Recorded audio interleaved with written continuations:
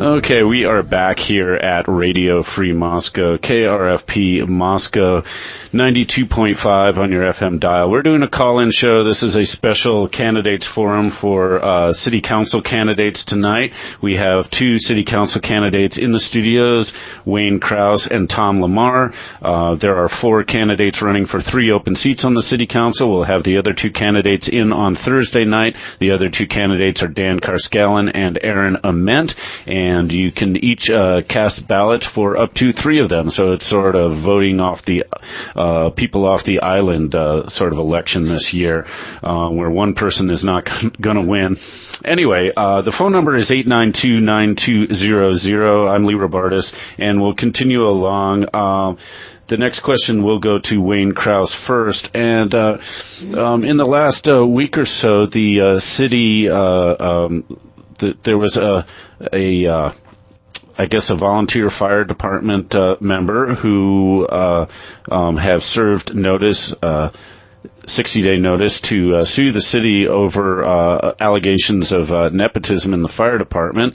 And it's probably not something that a city council candidates can comment on at this point, being the subject of litigation. But in a more general sense, I was wondering what the city council can do to prevent things such as nepotism from getting into the city employee system here in Moscow, Idaho.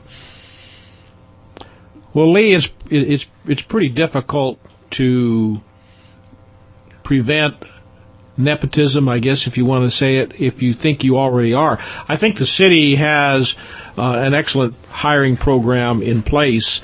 You're right, because this is in litigation, we can't speak of this situation.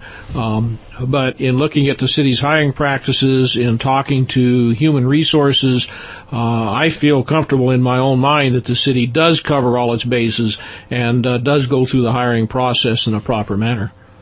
Okay, and that was Wayne Krauss, and now Tom Lamar. Yeah, well, because it is in litigation and because it is a personnel matter, I can't really speak to that particular issue. I think whenever we hire individuals, we need to make sure that job descriptions are clear and that people are hired to do the job that they're best qualified for. Okay, and that was Tom Lamar. The phone number is 892-9200. And the next question will go to Tom Lamar. The Moscow Sustainable Environment Commission recommended changing the statement that the Moscow City Council passed in May on megaloads coming through the city.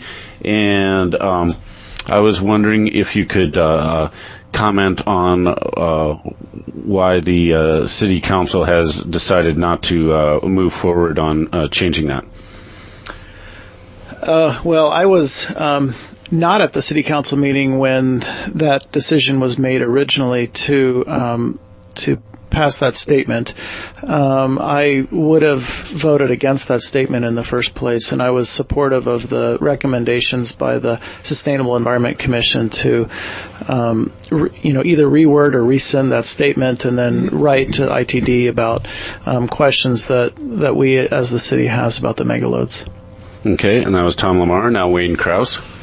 That went through the administration committee, and the admin committee did request from the state of Idaho questions pertaining to loads, permits processing, and frequency of loads, requesting better confirmation and better information as to when those loads were going to come. It hasn't come back to City Council for any kind of a reaffirmation or a change in the position statement. The Council continues, I think, to feel that these megaloads are using our state highways, and no matter what we say, the City of Moscow can't stop them. Okay, and that was Wayne Krauss. The next question will go to Wayne Krauss first. We have 2 people on the line, and we're going to go to the first caller first. So go ahead, call. Okay, I have a question kind of to follow up on the previous one. I want to know what the candidate's position on allowing the Mammoth ExxonMobil megaloads to pass through Moscow and along Highway 12 on their way to the tar sands project in Alberta is. And I want to know what their positions are on Moscow Police Department getting paid through Mammoet and the oil corporations for the overtime that they work on the evenings that the loads go through.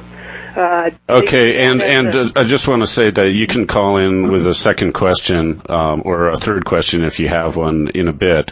Why don't we just handle the first couple questions that you had? Okay. All right. So that'll go to Wayne Krauss first. Well, the council's position is still the same as what it was when it made that position statement, that we can find no discernible reason not to allow them through. The fact of the matter is, just as I said previously, we can't stop them anyway. It's not a city position to take a stand on the Kira Oil Sands project, and it's not our position to take a stand on saying that the megaloads shouldn't come through town. Now, let me make a personal statement that I think that the megaloads are becoming a real pain, and if I had my druthers, I would just as soon not see them come through town. But it is a state highway. It was built with federal funds for interstate transportation of goods, and that's exactly what it's being used for. How much time do I have, Lee? About 15 seconds. 15 seconds, okay. I don't think it's a bad thing that we're asking Mammoet to pay for our overtime costs. It's a matter of additional funding for the city to cover this, and it's a case-by-case basis, and yes, I do support that. Okay, and that was Wayne Krauss, and now Tom Lamar. I have concerns about the loads themselves, the impact of the loads themselves on the highway bed. I think some parts of the highway probably can handle the loads, and other parts can't handle the loads, and I think we're going to perhaps find out which parts happen as time goes on. I think Highway 12 is completely inappropriate for loads of that size. I think that, let's see, what was, the police coverage. I believe that, they should pay for the impact that they have of moving their loads through the communities that they go through. And if they're creating problems, I think they should pay for those problems, including road displacement issues if there are any. I think that Idaho taxpayers are probably funding the loads more than they should be. Okay, and that was Tom Lamar, and now we're going to go to the other line, and the person who's been waiting the longest, and see what their question is. 892-9200, by the way. You are on the air. Go ahead. We heard you for a second there. Hello? Hello, you're on the air. Yes, I'd like to ask how both of the candidates see Moscow positioning itself over the next 4 years with regards to our municipal water resources. And given both of your lengthy residences in Moscow and the greater Palouse, how do you see the potential or the proposed surface water reservoir fitting into the regional water resource picture, especially with regard to downstream users? Okay, and that will go to Tom Lamar first. Well, if we are able to capture surface water, we'd be capturing most of that water during high flow periods, such as the wintertime and spring runoff. It's going to be very expensive if we're able to do it, but it's possible that it might be done. I think we're going to find out that the water that we have right now is going to be the least expensive water, and so therefore water conservation is the best way for us to manage our long-term resources. We all should be very proud about the quality of our water in Moscow, and all whatever rust aside from particular wells, but it's extremely high quality water, and it's going to be harder to attain that from surface water. It would be best if we could devise a system where that surface water could be used for irrigation purposes and that we continue to use groundwater for drinking. Okay, that was Tom Lamar, and now Wayne Krauss. The idea of reservoirs or surface water retention is one that dates back clear back in the early 1900s when they really started looking at Moscow Mountain, but it was never carried forward. We've done a pretty exhaustive research in the last 18 months, here again using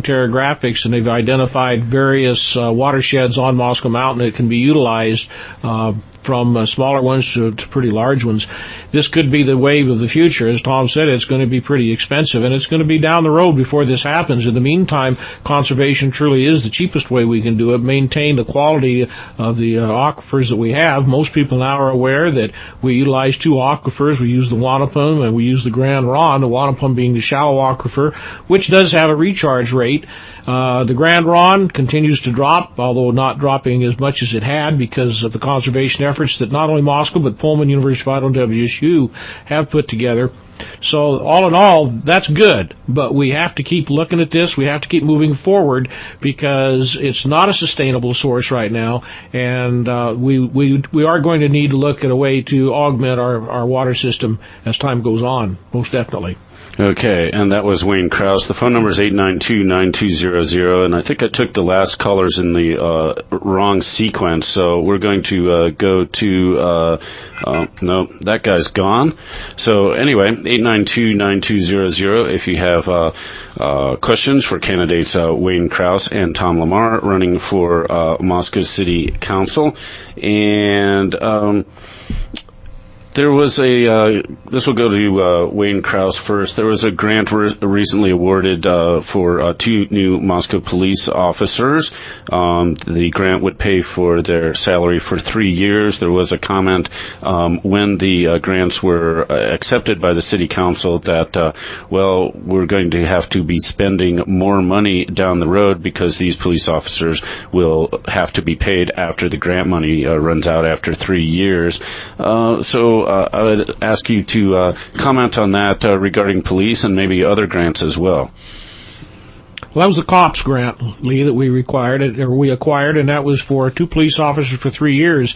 One of them will be a school resources officer. The other one will be a traffic officer. We lost both those positions not too long ago, and part of that because of the loss of funding that we received from the University of Idaho and the University of Idaho contract. This is going to help supplement that. We'll bring these two officers back online, and they're going to be invaluable to the service that they're going to render to the community.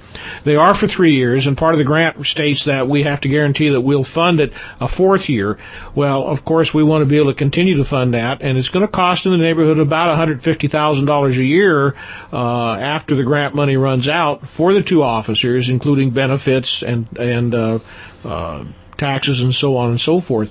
But it gives us time to plan for that, and I think we do a really good job right now on managing our city budget, and we can continue to look at that, and we want to maintain the safety of our community with the quality police department that we have.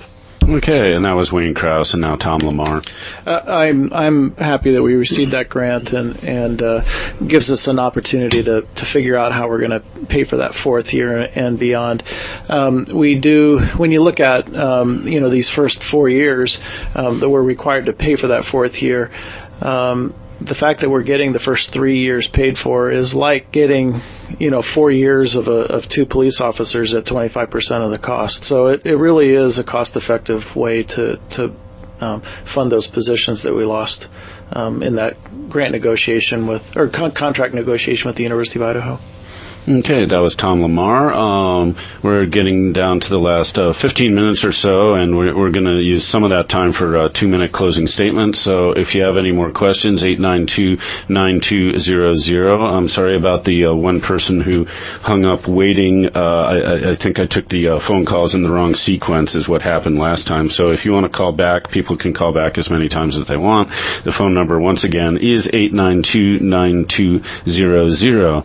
And not seeing the flashing light at the moment, I want to ask, is the 3rd Street Bridge issue resolved? I noticed the City Council listed its goals for the next year to have a pedestrian bridge put in at Mountain View and 3rd Street, if I'm not mistaken. And previously, council members have announced support for a vehicle bridge. What's the story with that? And we'll go to Tom Lamar first.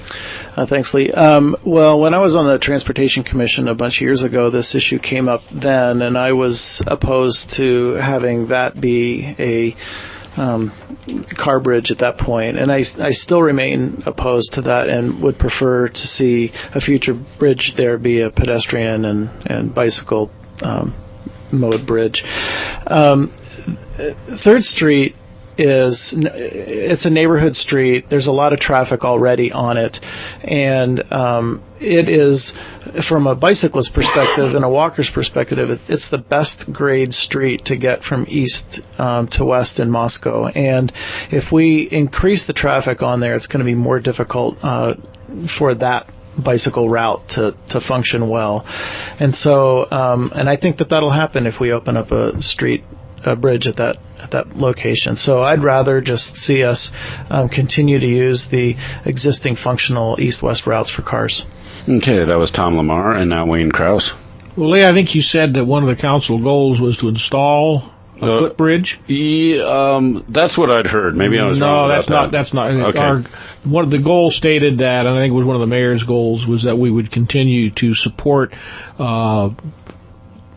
donations for that particular bridge. Okay, so now my 60 seconds is starting. Okay. 3rd Street Bridge. I don't have an opinion one way or the other, and the reason is because discussing how much traffic would increase on 3rd Street is speculation at this time. That's why we called for a multimodal transportation study as opposed to the intermodal transit center, a multimodal transportation study that is going to encompass not only vehicular traffic but pedestrian traffic, bicycle path traffic, or bicycle traffic. But my big concern would be if we actually did have a vehicle bridge in there, what would that do to the 3rd Street corridor as it passes through town? At certain hours during school session, 3rd and Washington is gridlocked almost to immovable right now, and I would not want to see a lot of extra traffic dumped through those intersections because 3rd Street is actually Highway 8, and I think it would be a travesty if the state came in because of an increase of traffic through 3rd Street and said, we need now to put in 4 lanes and a turning lane, which means you have to remove parking from all of 3rd Street. That would be in the downtown area, and that would not be good. Okay, that's Wayne Krauss, and the phone number is 892-9200 as we're winding down. If you have any questions for the candidates, it's 892-9200. My next question for Wayne Krauss, I think you mentioned that the city had requested more information from the Idaho State Patrol about the megaloads coming through town, ExxonMobil megaloads. And did you get any more information on that, including information maybe on infrastructure impacts? I know one of these convoys was more than 750,000 pounds total coming through at one time. Yeah, that's a short answer to that, Lee, is no, we have not. And as far as information from ITD and ISP, as far as when these loads are coming through, of course, as we all know, they started off with 1 load 1 day a week, and then they went to 3 loads 1 day a week. Now they've gone to 3 loads 2 days a week. I don't know where they're going with this. I know that they're battling the winter months, and they want to get those out of the port of Lewiston and get them into Montana and ultimately on to Canada. So in answer to your question, nope, we haven't. That I've heard nothing as far as additional communication from the state. Okay, that was Wayne Krauss, and now Tom Lamar. We haven't heard anything that I know of, and I continue to be concerned about the impact on the roads. We had one structural engineer that testified locally here in May that it was not going to be good for the roads. So I'd like to see the reality behind why ITD's saying it's okay. Okay, 892-9200. The next question, we'll go to Tom Lamar first. It's about redistricting. Some council members would rather not have the city make an official statement on redistricting, but in the end, the city did. How do you think it worked out now that the new legislative district is going to include all of Latah County and all of Benoit County and nothing else? And were you concerned about the splitting of Latah County and even the city of Moscow as was proposed in some of the early redistricting maps that we thought might go forward during the first redistricting commission this summer? Well, when that question came before us, I voted to keep Latah County whole, and I'm glad that was the final result, with the redistricting committee. It'll be interesting to see how the campaigns run with the inclusion of Benoit County, but I'm glad that we didn't split the county and split the city. Okay, that's Tom Lamar. Now Wayne Krauss. Well, not only were they talking about splitting the county and the city of Moscow, which, by the way, the street right in front of my house was where they were going to split it, so I didn't know if I was going to be in the Benewah County side or the Latah County side, but then also splitting Nez Perce County and Lewiston, trying to combine Lewiston and Moscow. None of that made any sense to me. And in talking to Dave McGraw, one of our county commissioners, he was concerned about it and keeping Latah County whole, and I certainly wanted to keep Moscow whole. Now, how's that going to play out with District 5 and 5A when we get into Benewah County? Benewah County being, really, really conservative. This could be interesting when it comes down to the legislative elections. Certainly doesn't affect us here on our local level where we're nonpartisan, but it was kind of an interesting process to follow. Okay, that was Wayne Krauss. 892-9200. I think we'll just go with one more question here. Recently, there's been a spate of arson fires in parks. It's extended over a few years, and it's definitely caused problems, mainly in bathrooms. We had a bathroom burned down in East City Park and some others in various other parks around town. And part of the city council's response was to put in surveillance cameras. And tell me what you think about that program and the costs to the city with that. Well, that makes me really angry when people decide that they're just going to start burning down public facilities because A, they're bored, or B, they've got some kind of a problem with the city parks and recreation. This becomes expensive, and anybody that's been to East City Park sees all the porta potties that are there because we had an arson fire in there that absolutely destroyed the restrooms, and it's going to cost thousands of dollars to completely rebuild that and revamp those bathrooms. We also had one out at park out there off of Taylor. Anyway, that's beside the point. We're going to be looking at doing some other types of security measures. We've had discussions about putting cameras in certain locations with closed-circuit television to identify perpetrators that are causing these problems. I certainly think and feel that it needs to come to a halt now. Okay, and that was Wayne Krauss and now Tom Lamar. It's disturbing when anybody damages property like that. You may have been referring to Berman Creekside Park, yeah. So, and that was just a porta potty that got torched. And then we had the kids that burned the bathroom next to the school district, junior high school building this summer. So there have been several times when we've seen these happen, and I do think that probably a game camera type of situation might be the best way to figure out who's doing this stuff and catch a few people and stop it. Okay, and that was Tom Lamar. We're going to go to closing statements. There's 2 minutes for closing statements tonight, and we decided at the flip of the coin earlier that Tom Lamar would go first for closing statements. So you got 2 minutes. Well, I don't think I'll use 2 minutes, but I would appreciate listeners' support on November 8th for both my city council campaign and the school levy campaign. I think it's really important that we make sure that the schools are supported well. If people want to learn more about me, they can go to my website, which is tomlamar.org, and by people visiting there, they can learn about me or how they can help with my campaign, or if they want to contact me, my email address is there. Just wanted to say thank you for letting me come and be here today and have a chance to visit with you and answer questions from listeners. Okay, and that's Tom Lamar, and now Wayne Krauss. Well, Lee, once again, I want to thank you and KRFP for inviting us here tonight. This will be fairly short also. This last 4 years, that's been a good 4 years. The city council gets along well. We've got a great rapport. It's interesting that this campaign has not been very contentious, and it's totally opposite of the one that was 4 years ago. That tells me that the citizens of Moscow are basically fairly pleased with the way things have been going. I know I am, and I know we've certainly got some projects that I want to see moving forward over the next 4 years. The wastewater treatment plant, Phase 4, which is being done. We've got Southeast Moscow Industrial Park we want to get completed, Legacy Overlay Zone, water retention, reservoirs, studies that need to be furthered on. So there's a lot of work in progress. Besides that, especially Moscow Valley Transit and our local public transportation system. So I just ask for your vote on November 8th. And once again, thank you very much. Thank you, candidates. That was Wayne Krauss, and we also heard from Tom Lamar tonight here on the radio. We're going to spend an hour with the other two of the four candidates running for the three open seats on the Moscow City Council. They're Dan Karskellen and Aaron Ament, and that will be Thursday night at 6:30, so get your dialing fingers ready and call in here at Radio Free Moscow on Thursday night.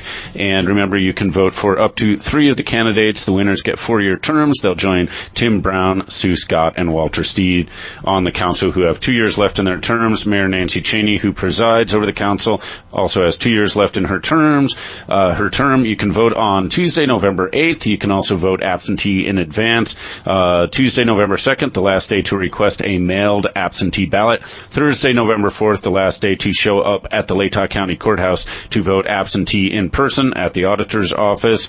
And also, you do not need to be registered in advance to vote in Idaho. You can register at the polls. You got to bring ID, and you've got to bring proof that you lived at the current address that you live at for the last 30 days, but you can show up at the polls, which I believe will be at the fairgrounds, although I'm not sure. You can also vote on the Moscow School District $1.97 million continuing levy increase that day on November 8th. So thanks for tuning in. We'll see you on Thursday, 6:30 p.m. right here on KRFP Moscow 92.5. Have a good evening, and the Mark Daniels Show talk show is coming up in just a minute. He's waiting patiently outside, so we'll go to that after a quick musical break.